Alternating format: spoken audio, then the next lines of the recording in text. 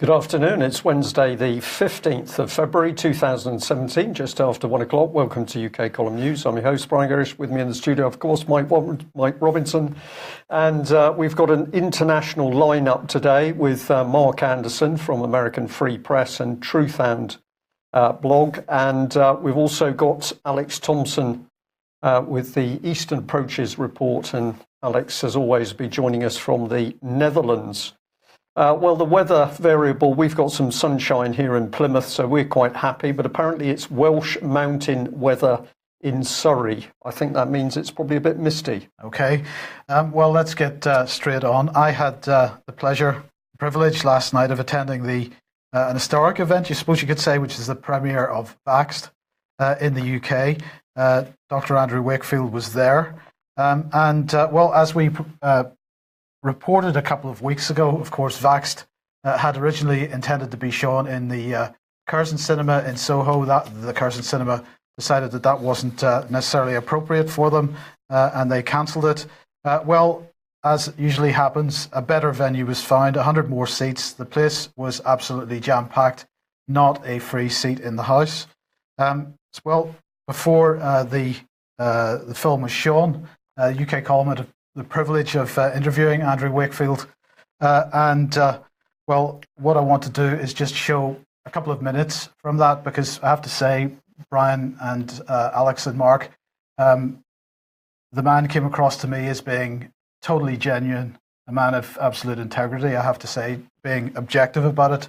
But let's put it in his own words, because this gives a little bit of insight into the person who's produced this documentary. Well, firstly, there have been many times when I've thought about bailing on this, but not for very long. I think Richard Branson said, when something goes wrong, I give myself 15 minutes to sulk and then I get over it. The important thing, the thing you come to realise is it's not about me. They make it sound like it's about me, but it's not about me at all. This is a ruthless, pragmatic attempt to contain a lie and to protect an industry's bottom line. And what motivates me is I see the next child with autism and I think, I don't have a problem. This child has a problem. This child has no voice. So get over yourself and get on with it. And it's extremely motivating. I've got 4 healthy children, and I thank heavens every day for that. But it reinforces to me that I have an obligation to children who aren't in that situation. And I didn't go. Medicine presents you with choices like life. You come to a point where you can say, as the Dean said to me at the Royal Free, this is not going to be good for your career if you continue this work. Entirely, no, the work was valid. He loved the work, but he said this is not going to be good. It was a threat, and you have to make a choice. Do you walk away and you say to the person in the clinic, I know what you're telling me is absolutely right, and I believe you, but there's the door. Would you take your child and go and find another doctor, because this is not good for my career? And I didn't go into medicine to do that. And so once you've taken that choice, the next decision you take is to cut all the lifelines. Because if you leave yourself a lifeline, you will take it. I've seen many colleagues do that. They've got halfway in, but not all the way in. They know it's true, but they've left themselves a lifeline. And when push comes to shove, when it really gets nasty, then they will take that lifeline and leave this issue and these children. And doesn't make me brave or clever. It's just the reason I went into medicine, and that's it. Simple as that.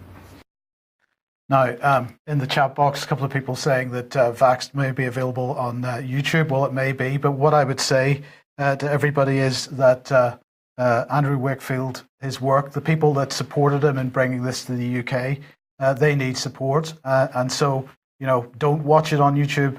Watch it via the vaxedmovie.com website. It can be streamed from there. And make a small financial contribution, because this work needs to continue. I would also say a really fantastic well done to the people that organised the event last night, because it was very well organised against quite a lot of opposition. So thank you to them. It was fantastic. It is a fantastic film, and I heartily recommend people to watch it. And the key to this is truth, isn't it? This man has done the work he's done. Is he allowed to present it to the wider public for them to make a judgment on it? No, he's got to be warned off, and it's got to be suppressed. Absolutely. To protect the bottom line, as he said. Absolutely. Now, Mark, one of the things that was mentioned in the Q&A session after the film was shown was that Donald Trump seems to have a slightly different opinion on vaccinations than perhaps other presidents have had, just like Donald Trump seems to have a different opinion on just about everything compared to other presidents. But he has set up an inquiry, I believe. Is that correct?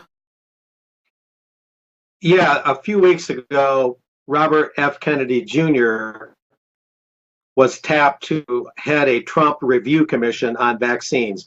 There wasn't a lot of detail, but RFK, a kind of liberal icon, of course, the son of the senator and presidential candidate who was shot in 1968, for someone from the so-called liberal sect to be tapped by a conservative president like Trump to be in a vaccine review commission is interesting in and of itself. But RFK is a figure in his own right.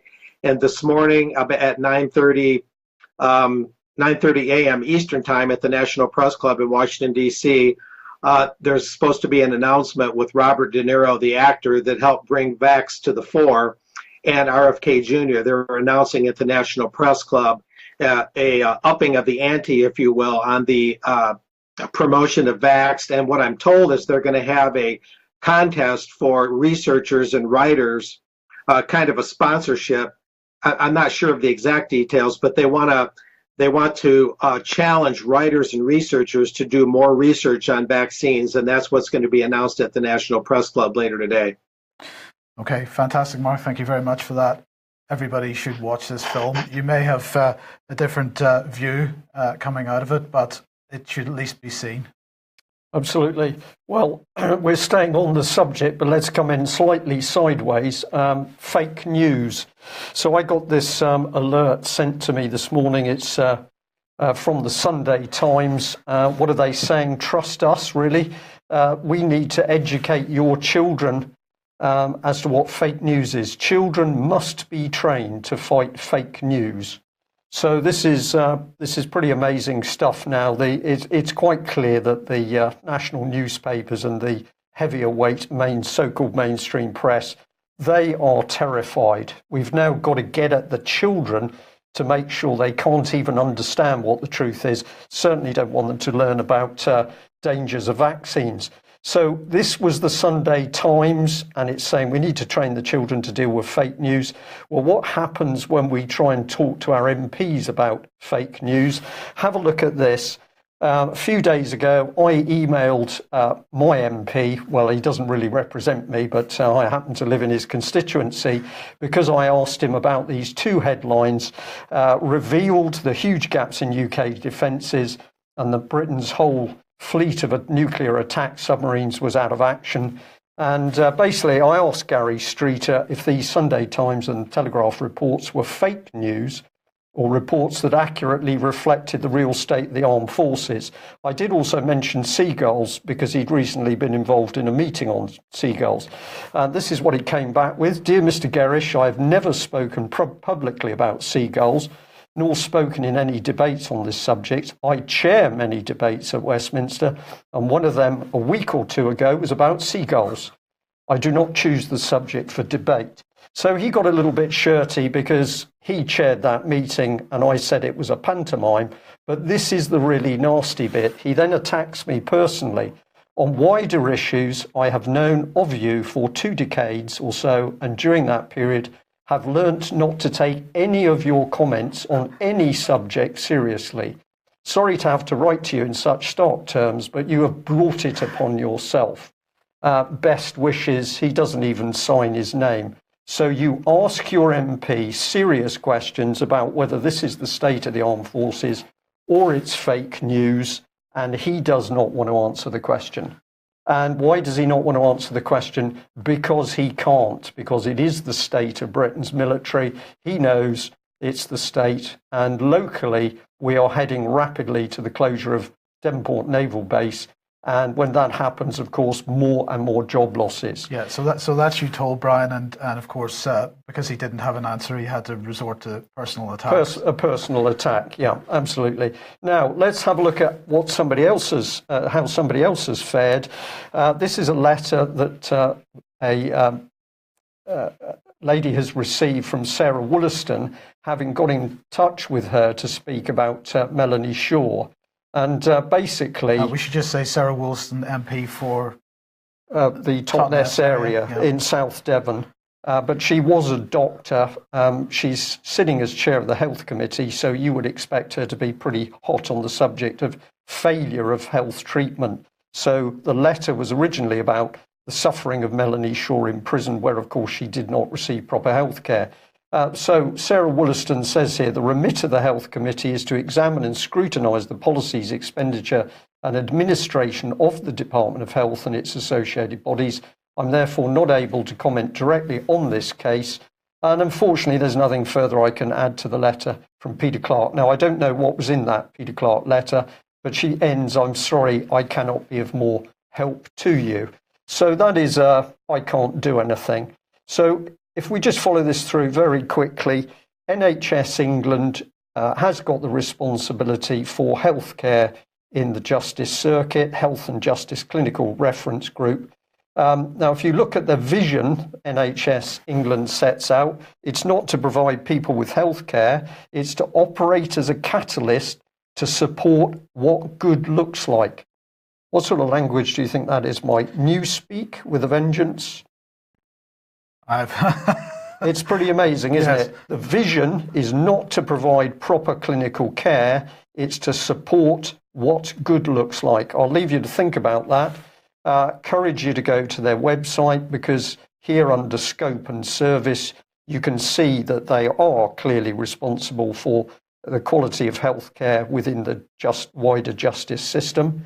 And here's the Common Select Committee, Health Committee, and their role is absolutely to look at the policy, administration and expenditure of the Department of Health and its associated bodies.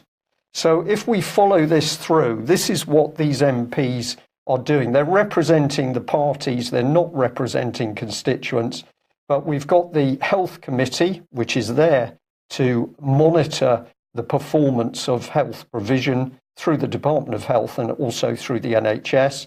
Here's NHS England, responsible for the Health and Justice Clinical Reference Group. So they're looking after the prisons, and the prisons should be looking after prisoners such as Melanie Shaw. But Melanie Shaw, of course, ended up with a particularly vile leg ulcer, untreated. What then happens? The prison says it's not our responsibility, it's NHS England. NHS England says, well, we commission the NHS prison service, but we're not really responsible. And then if we now go to Sarah Wollaston, she says, as chair of the Health Committee, it's not my responsibility either. And if we follow it back to the Health Committee, they say they can't take evidence from individual cases. So how do they collect evidence, Mike? Well, they can't. Well, they can't. And in any case, they're not taking evidence now, and they're certainly not taking evidence today because they're all on holiday. But if you look at the website, what they encourage you to do is to have a look at this little video, a little cartoon video, which explains what they do. So I hope that's made it clear. We're now seeing our MPs, they're working for the party. They're not interested in what's going on in the country, whether it's vaccinations, health or conditions in prison. They're simply out for their own interests. Now, fake news. And last week, Patrick Henningsen and I recorded a special episode of Insight with Robert Stewart, the lone campaigner on probably the biggest fake news story ever, which was the 2013 news reports and panorama documentary called Saving Syria's Children. So we had a little dig into that for an episode of Insight. That's going to be shown on the live stream immediately after this program, so stay with it. Excellent. Okay, Alex, Defence Ministers meeting. I'm going to bring you in on this one. So today is the beginning of the Defence Ministers meeting with NATO, mainly about the North Atlantic Council meetings. But of course, Michael Fallon will be there, so this is the first of the year and the first chance for NATO's allies, including Michael Fallon, to meet collectively with the new US Defence Secretary Mattis. So Secretary Mattis knows NATO well, according to the government, from his time as Supreme Allied Commander for Transformation, a post he took up 10 years ago.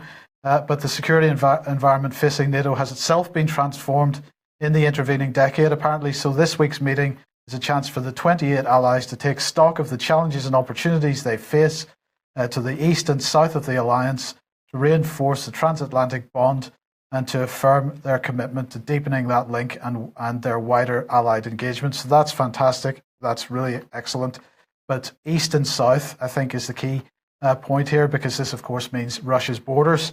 Now, why am I going to bring you in on this, Alex? Well, basically, today, mainly, it's meetings of the North Atlantic Council. Tomorrow, there's going to be a further meeting of the North Atlantic Council, but in the afternoon, there's going to be a meeting of the NATO-Georgia Commission at Defence Minister level. Now, of course, the NATO-Georgia Commission was established in September 2008, 1 month following the ceasefire over the South Ossetian War, to serve, as they describe it, as a forum for both political consultations and practical cooperation to help Georgia achieve the goal of membership in NATO.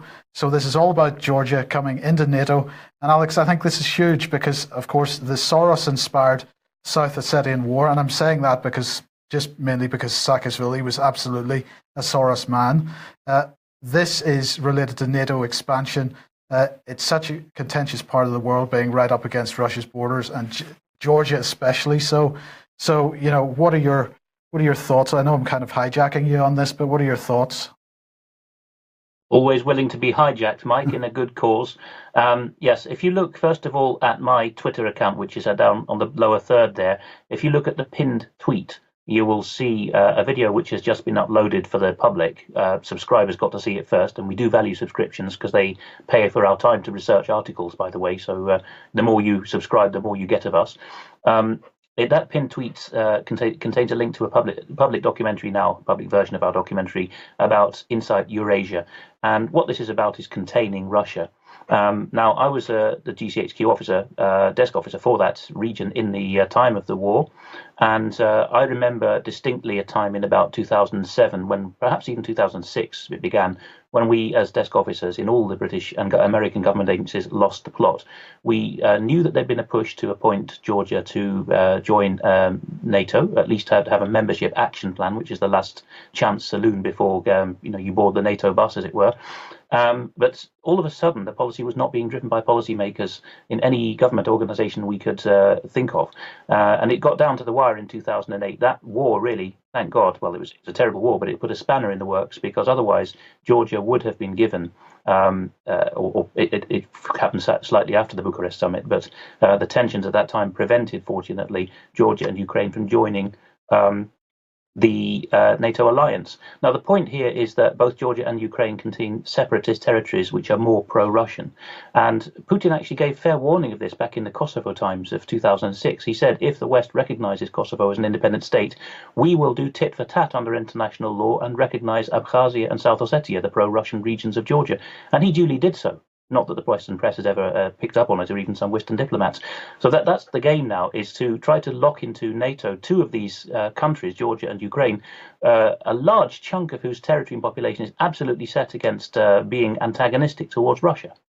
So it's particularly worrying, of course, because there is an Article 5 guarantee towards NATO member states. An attack on one is an attack on all, which, of course, the United States invoked in September 2001 to use NATO assets from Europe to overfly territory, for example. So if anything could be dressed up as an attack on Georgia or Ukraine by those nasty Russians once they did join, we would all be pledged to invade Russia. It's as stark as that. So what is your reading of the situation in Georgia at the moment? Obviously, Saakashvili has moved on, and interestingly enough, of course, as we've mentioned before, he's moved on to the Ukraine. But Georgia itself, where are we at with the relationships around the Russian border there?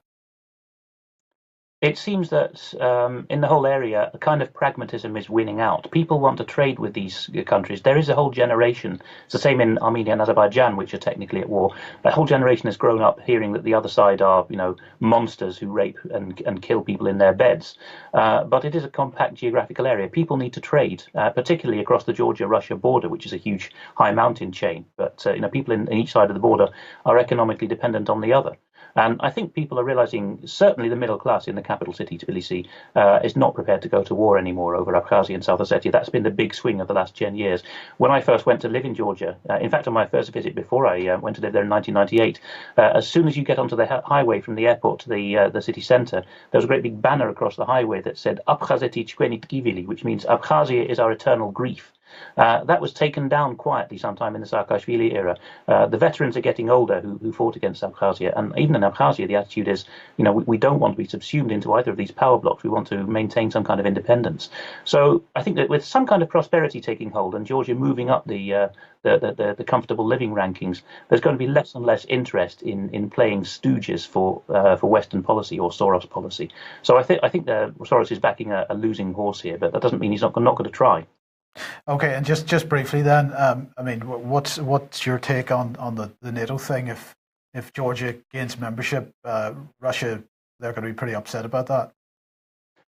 Yes, they're going to be existentially upset, even more so if Ukraine gets membership, because that's just the flank, the open western flank of Russia, which Napoleon and Hitler used to invade Russia.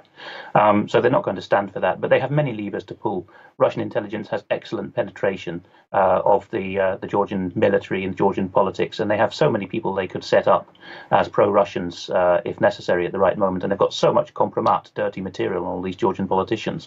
I think they're always going to be one step ahead of the game. But unfortunately, it's 10, 20 years now of this game going on in its current form, and I have no evidence that there is any knowledge, certainly at policy-making level, of what's going on. And very few visits are made to the area.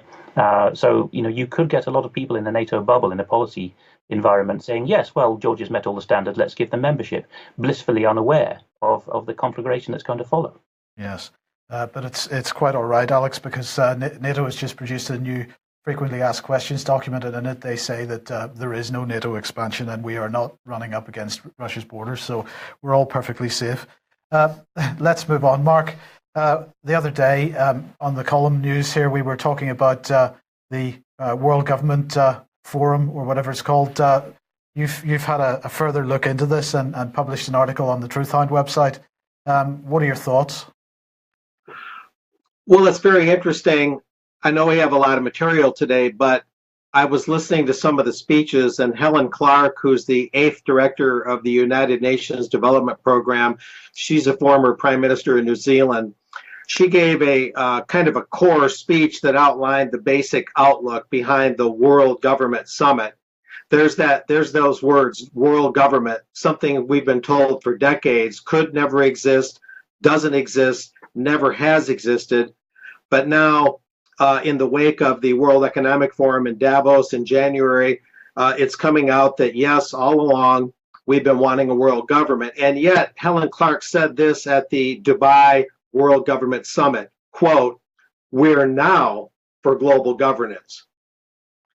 And I put, in my column, she announced this as if full support for world governance is just now coming into being. We're now for global governance.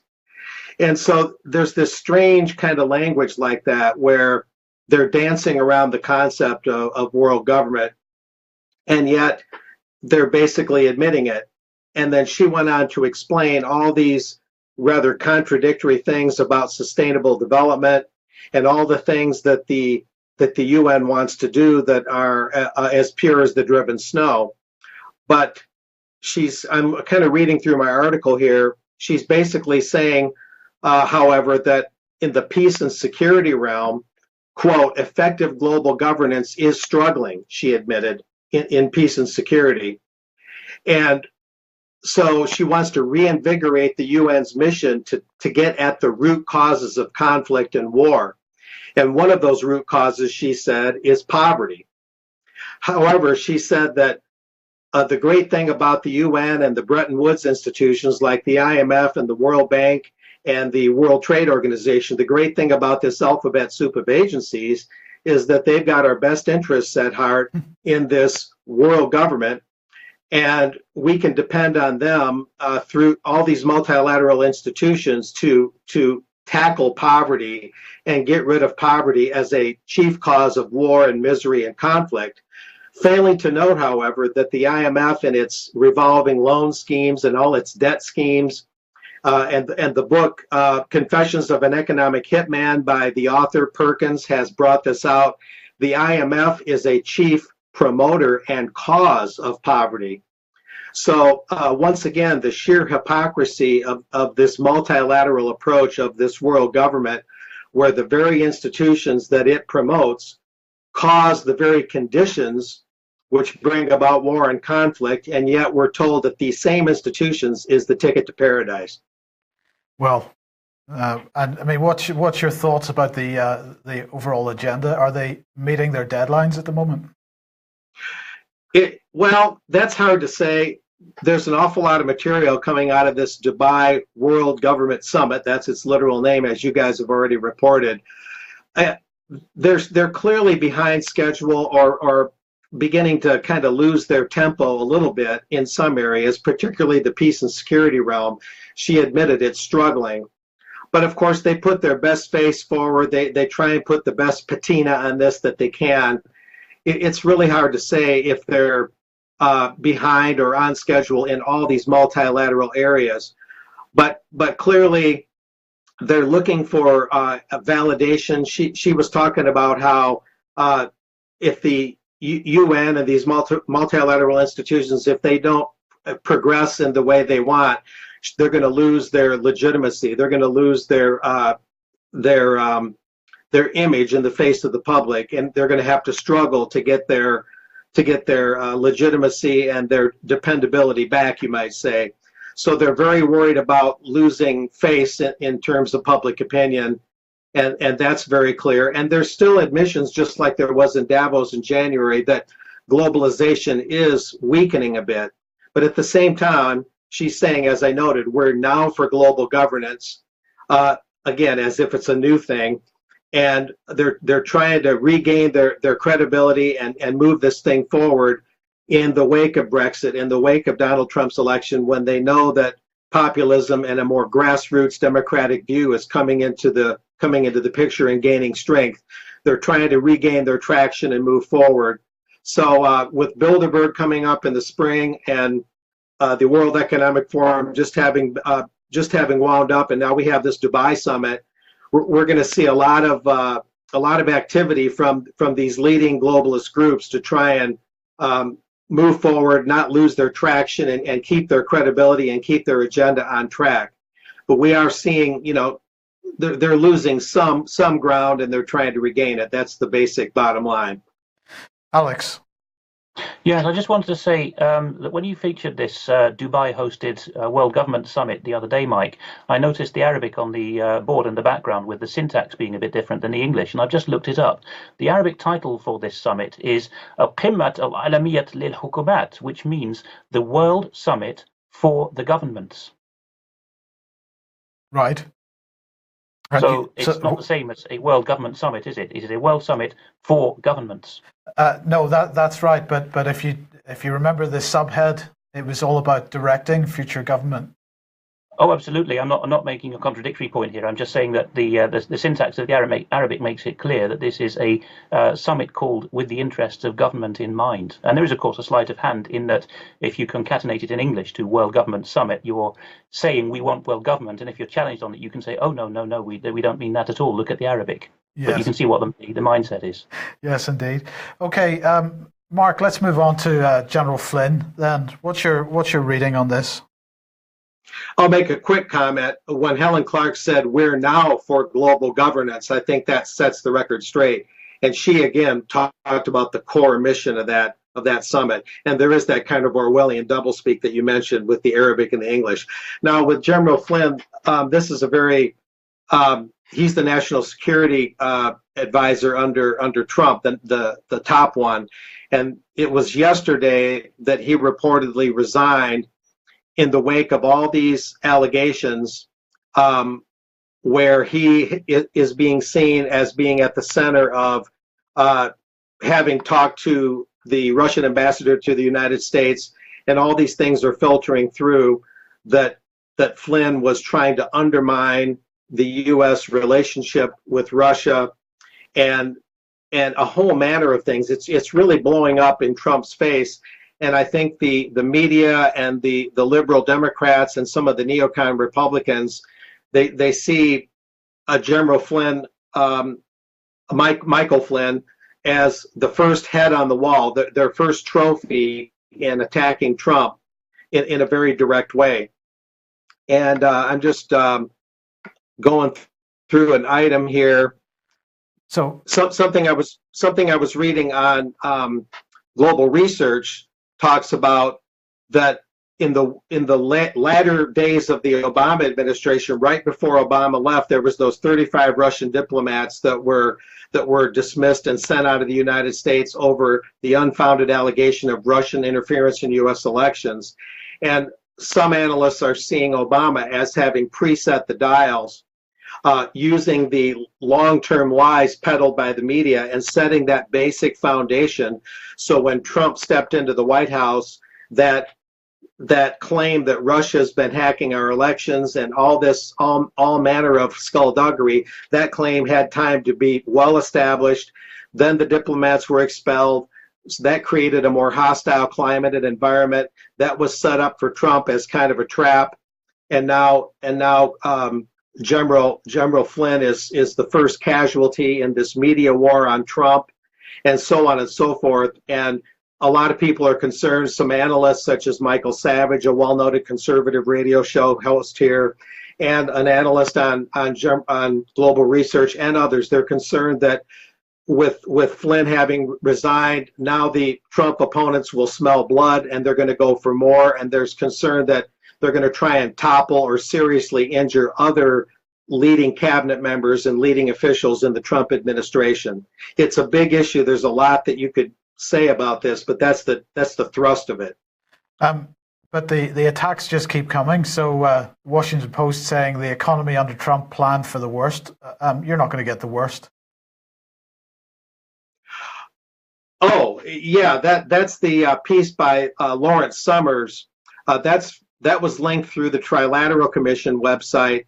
The Trilateral Commission is, of course, that sibling to Bilderberg, and they publish trilateral members in the news at trilateral.org. And then when you click those links, it shows all the op-eds that the trilateral members strategically place in different op-ed pages in different newspapers around the country and around the world.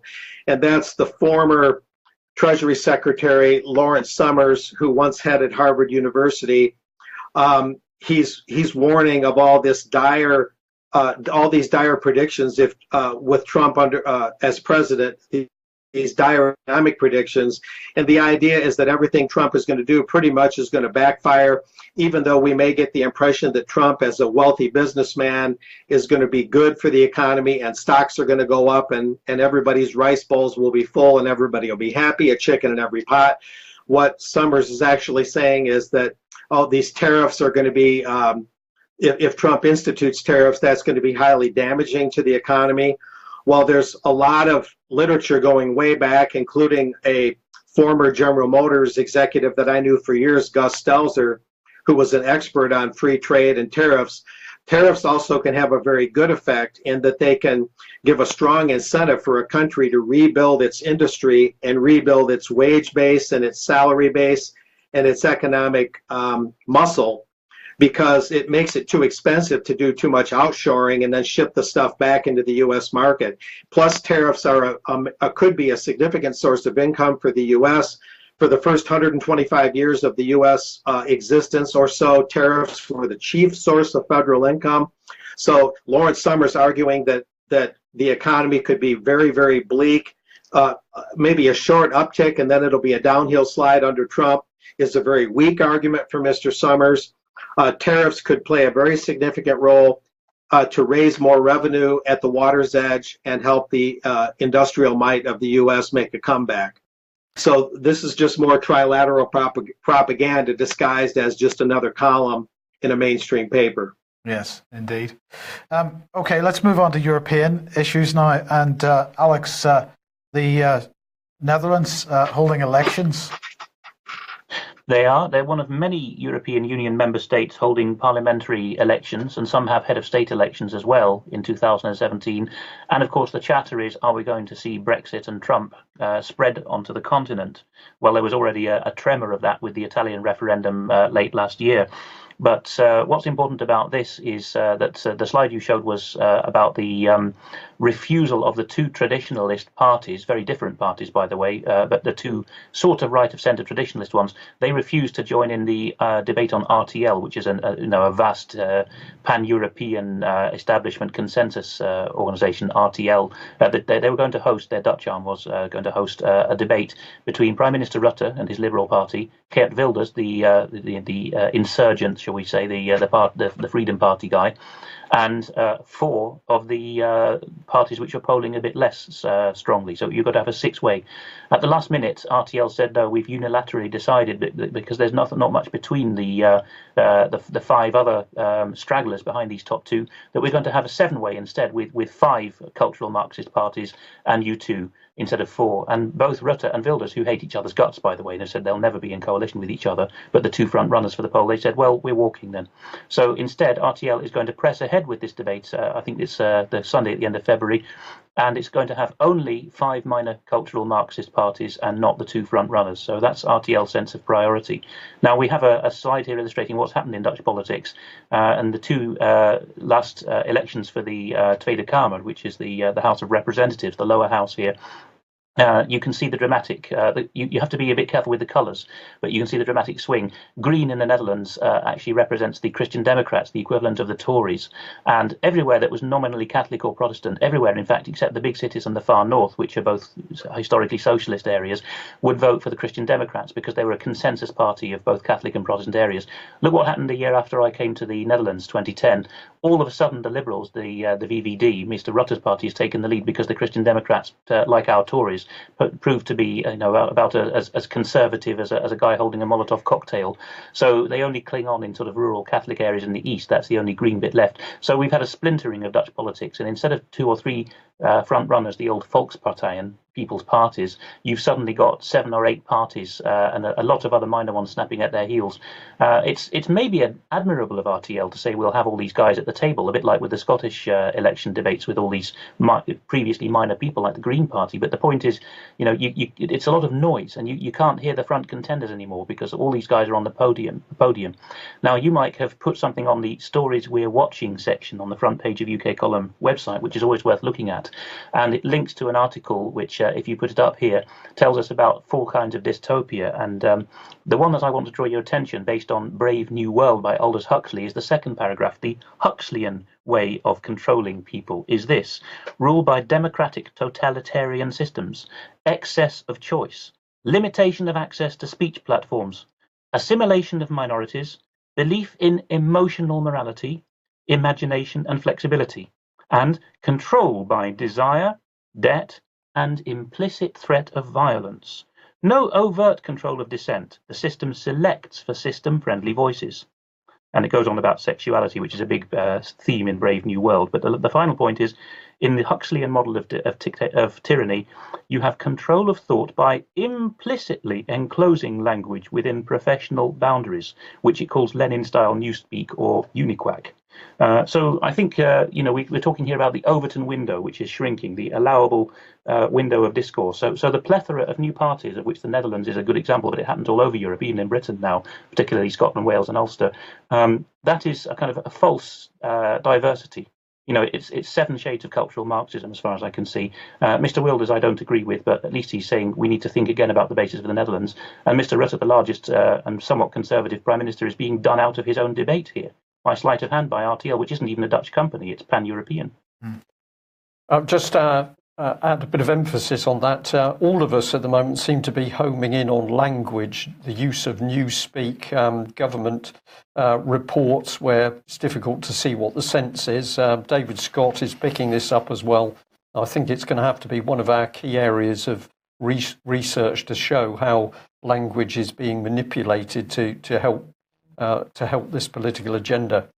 Well, let's look at the manipulation of language and bring in our old Nick Clegg here, who apparently seems to be speaking multiple languages, Dutch, French and Spanish, Alex, and had this to say: "Dear Dutch and Belgians in Britain, I don't agree with Westminster Parliament's vote on Article 50, so I'll be supporting your right to stay no matter where your home is. No government has the right to take it away."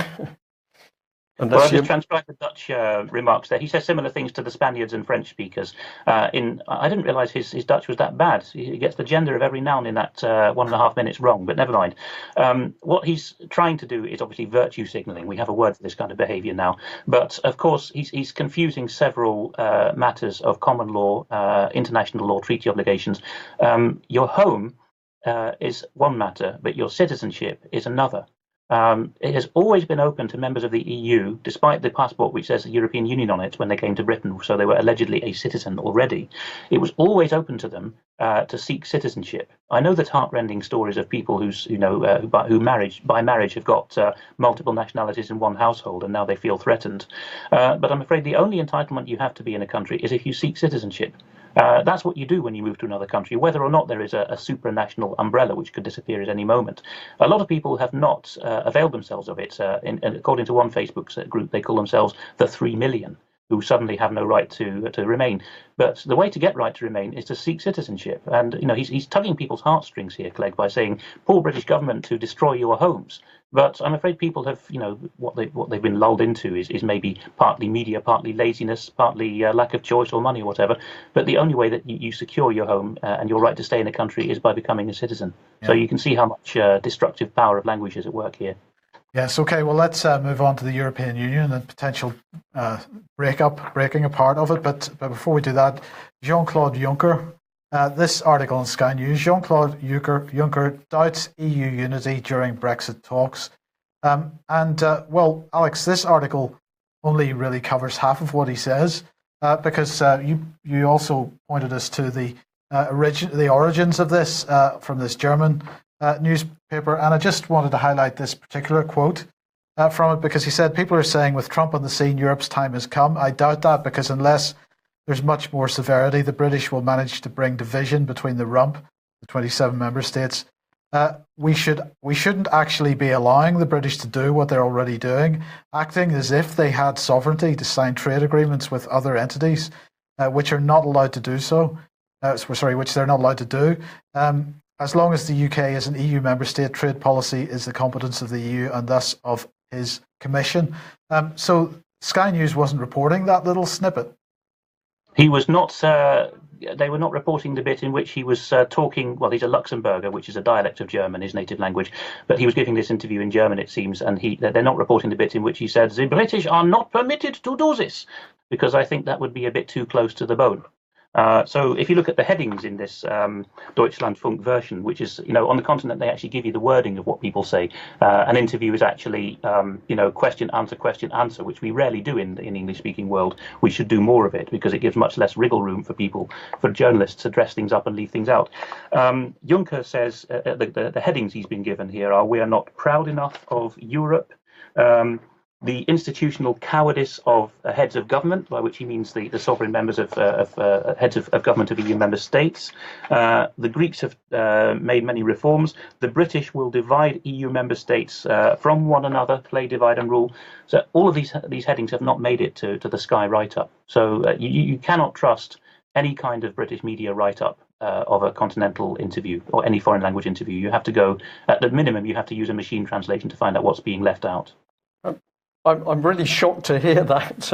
Isn't that why we have BBC monitoring? We have whole teams of people to know what people are saying in foreign nations. Could the BBC be distorting the truth? Well, I assure you, Brian, the quality, it's being slashed now, but the quality of BBC monitoring and, of course, the CIA equivalent, the Open Source Centre, historically known as FIBIS, FBIS, is very good. They did full gists or full translations on request as well. It's absolutely down the line. But that, unfortunately, that is a product not available to the taxpayer who funds it. It's only available to government and selected NGOs and hangers-on. But Alex, The Guardian here, the headline is "Plans for Two-Speed EU Risk Split with Peripheral Members," and they're saying countries likely to be outside the core, such as Poland, fear that the inner group could start to take unilateral decisions with continental-wide effect. They are aghast at the first draft of the Rome Declaration made no mention of the nation state and are wary of an EU with an integrationist group at its core. Well, what we've got here, I've got to compress it because we're running out of time, but on the 60th anniversary of the Treaty of Rome, the 1957 treaty, which young mandarins in Britain wanted to sign, but we weren't allowed to go and negotiate because we still had patriots at the helm. That 60th anniversary is now being recommemorated, but we're back to this core of les six, as the Dutch, as the French used to call them, the Benelux three, France, Germany, and Italy, the countries in which historically dreamers and large conglomerates have said we need to have post-national supranational government.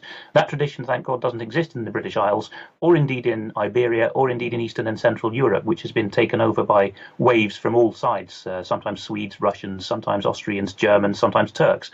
So in the core of Europe, you've got this six who are trying to reassert the old EEC, which they should have stuck with, really, and never brought the rest in. A kind of mini Charlemagne empire. Note it's exactly the countries where Charlemagne was emperor in the 9th century. So this goes back a long way. This trend and this cooperation with the Vatican. What you've got in the centre of Europe is these countries called the Visegrad Alliance: Poland, the Czech Republic, Slovakia, and Hungary, and they are determined to remain independent because they've seen the horrors of being taken over by all of these other power blocks in turn. And that is the annoyance at the core of this: is now that the British have left, we, the core Benelux, Italy, France, Germany, we mustn't allow these naughty Eastern Central Europeans to think that they can get their sovereignty back. That's what's driving. And that's why the EU has to tackle Poland's bad behaviour. Yes, EU observers carrying this. Breitbart News also picked it up. But the guy writing is simply a Sorosite. He's the social justice manager. I don't think that's quite his job title, but that's what it comes down to. The social justice campaigns manager for Human Rights Watch, a core Soros asset. And he's saying we must smack Poland's wrist hard. Naughty Poland. Okay. Look, Alex, we'll just move on to this one. The EU naval operation fails to stop Mediterranean. Sorry, I've got that slide a bit messed up. EU naval operation fails to stop Mediterranean migrant traffickers. This is French MPs talking about this. There seems to be a recognition, as you say, that Euronav 4 is a scam. Yes, for those who haven't been following it, if you look at the tweets which David Ellis puts out, and his tweet is strategic defence, all run together, but with no E on the end. If you look at that, he's been interacting on Twitter with the Commander General of the Royal Marines, who has been tweeting almost every other tweet is EU NAVFOR is a great thing. EU NAVFOR is the best thing since sliced bread. My Marines are saving the world against piracy in EU NAVFOR. And now finally we've got Radio France Internationale, including a full English translation, which you put up on the screen if people want to read it, with French MPs and others saying EU NAVFOR has cost hundreds of millions and nabbed about 100 people. Where's the money going? Is this all for show? So the French have worked this out now. Yeah. It's very interesting to see it all come unravelled. Do we say, Mark, just 20 seconds on any closing remarks you'd like? I'm sorry we haven't been able to include you a bit more, but the time's gone very quickly today. Well, I mean, a lot could be said. I think it's very important what Alex is talking about, to watch what's going to happen in Eastern Europe to see if they'll take up the same spirit as Brexit. But clearly, in terms of wanting to leave the EU, but clearly the process of Britain actually leaving the EU is being stymied again and again and again. Juncker's remarks clearly show that they're very hostile toward the idea of Britain leaving. And so we're going to have to wait and see, I think, on this show especially, just how long, if ever, it's going to take for Britain to actually literally and tangibly leave the EU under Brexit. I know you guys are saying it's going to take a long time if it ever happens. It's looking grimmer every day in a lot of respects. So I would just say that's something we're going to have to continually monitor. And Juncker's remarks certainly underscore the overall picture of what's going on and this ongoing struggle. Okay, well, thank you very much for that, and thank you, Alex Thompson. I'll just end on the fact that people in the chat box and elsewhere are saying, what can we do about this? You need to spread the information so that the wider public can understand it for themselves.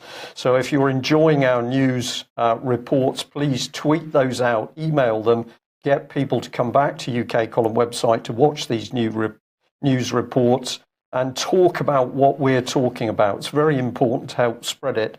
And I'll also give a reminder before we finish that the 22nd of April, we've got this wonderful hall to bring people together for the British Constitution Group to talk about dealing with what is unfolding in UK today. So don't sit at home, come and meet other people who say we're not just going to use social media, we want to be together as human beings to see what we can do about this.